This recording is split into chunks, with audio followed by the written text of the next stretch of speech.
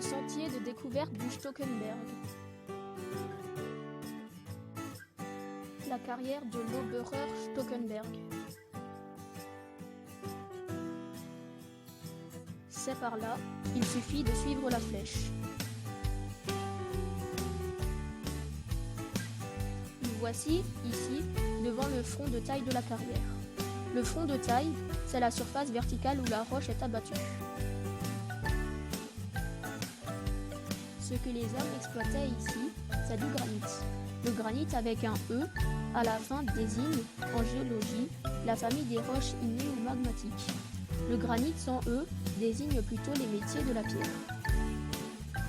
Le granit est donc une roche carbonifère qui date de 300 millions d'années. C'est une roche magmatique et à l'œil nu, on voit des grains d'une épaisseur de 2 à 5 mm.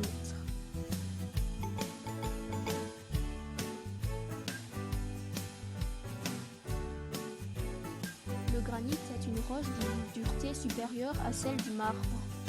Rien que ça. On aperçoit ici une diaclase, c'est-à-dire une fissure. Quand il pleut, l'eau s'infiltre, altère le granit qui ensuite se désagrège. Ne restez pas en dessous.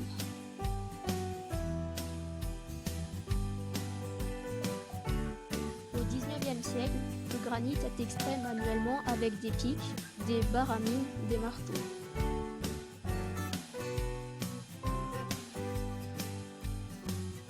« 60 à 100 ouvriers travaillent ici jusqu'à l'arrivée de l'hiver. On comprend pourquoi.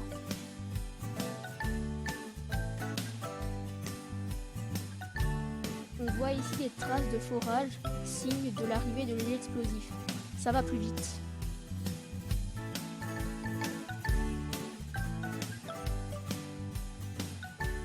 Devant le front de taille, là, se trouvait l'espace pour façonner les pavés au marteau dans des bacs à sable pour les stabiliser.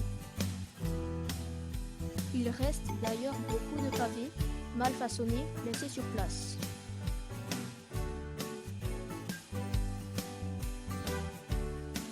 Ces pavés sont célèbres puisqu'on les retrouve sur une des plus belles places de la capitale, la place de la Concorde.